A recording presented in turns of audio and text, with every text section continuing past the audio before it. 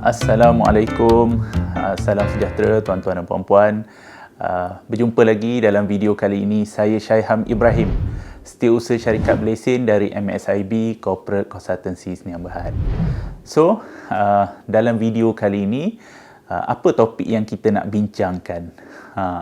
Macam biasalah, kita mesti ada satu topik yang kita nak bincang, dan topik kali ini adalah kenapa usahawan meminati ataupun masih lagi memilih untuk menubuhkan syarikat Berhad berbanding dengan syarikat Sdn Bhd.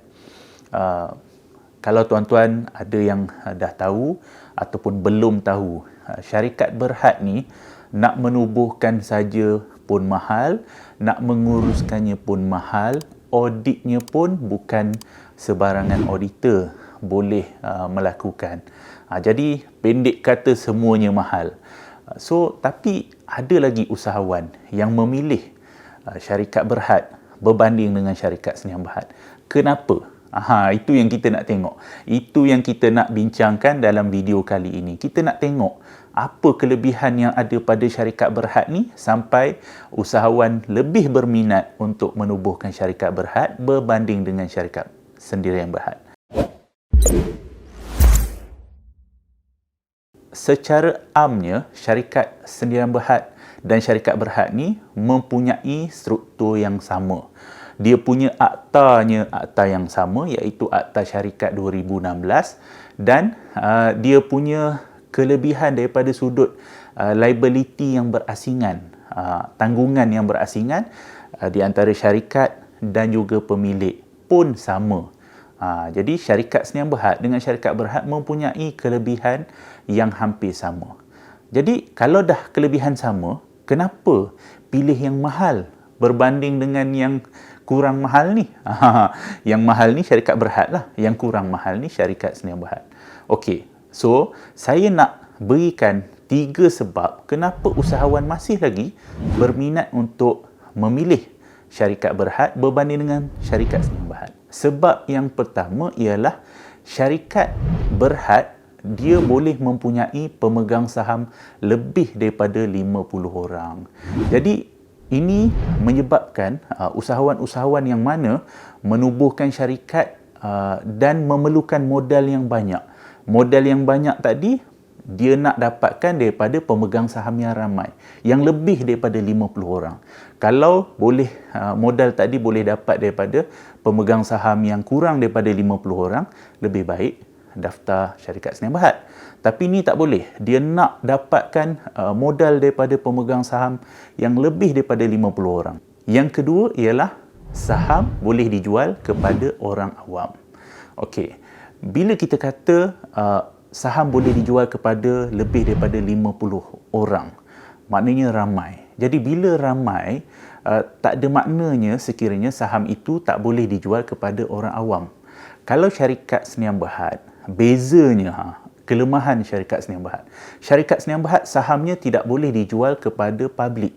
Sahamnya tidak boleh dijual melainkan hanya kepada kawan-kawan ataupun kepada ahli keluarga sahaja. Tapi syarikat Berhad sahamnya boleh dijual kepada publik, orang awam, sesiapa sahaja. Jadi orang kata kelebihan yang mana saham itu boleh jual kepada lebih daripada 50 orang ni lebih bermakna.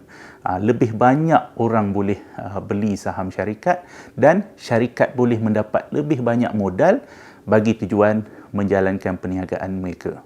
Beza ataupun kelebihan syarikat Berhad yang ketiga ialah daripada segi syarikat ini boleh disenaraikan di bursa saham.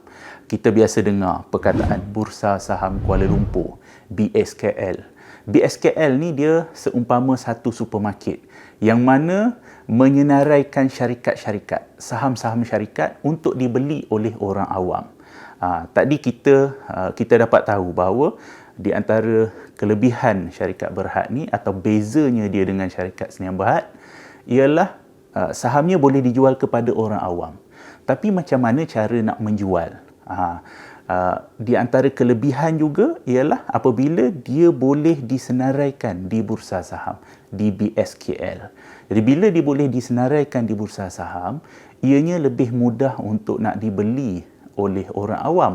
Sebab dia macam satu supermarket yang saya kata tadi. Supermarket yang menjual saham syarikat. Kalau dia jual macam tu aja, nak pergi cari sendiri apa tu mungkin agak susah. Tapi bila disenaraikan di bursa saham, orang ramai tahu bahawa bursa saham ni adalah tempat untuk membeli saham. Jadi lebih mudah untuk orang awam membeli saham syarikat Berhad itu. Jadi lebih banyak modal yang boleh dia perolehi oleh syarikat Berhad tersebut. Inilah kenapa ataupun yang menjadi penyebab usahawan memilih syarikat Berhad berbanding dengan syarikat Sdn Bhd. Walaupun macam saya kata tadi, walaupun dia tahu syarikat Berhad ni daripada segi kos nak menubuh pun mahal, kos mengurus pun mahal, serba-serbi mahal. Tapi disebabkan aim dia adalah untuk menjana modal yang banyak, disebabkan aktiviti perniagaan yang nak dijalankan itu memang sememangnya memerlukan modal yang banyak, maka syarikat Berhad adalah entiti perniagaan yang sesuai pada mereka. So, saya harapkan tuan-tuan dan puan-puan yang mana terutamanya tuan-tuan yang nak menubuhkan syarikat Berhad, yang tertanya-tanya apa sebenarnya kelebihan syarikat Berhad ni, apa bezanya syarikat Sdn Bhd dengan syarikat Berhad. So, saya harap tuan-tuan dah clear, dah nampak gambaran. Jadi, saya simpulkan di sini sebenarnya syarikat Berhad ni ditubuhkan, didaftarkan oleh usahawan yang sememangnya nak menubuhkan syarikat dengan modal yang tinggi, disebabkan aktiviti perniagaan yang nak dijalankan itu memang memerlukan modal yang tinggi.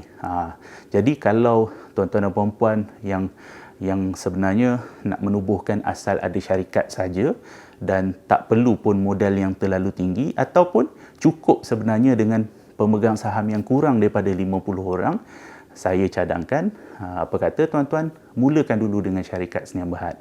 Tapi kalau tuan-tuan yang memang menubuhkan, yang nak mendaftar syarikat dengan modal yang tinggi, disebabkan aktiviti yang tuan-tuan nak jalankan itu memerlukan modal yang tinggi, jadi syarikat Berhad adalah pilihan yang tepat.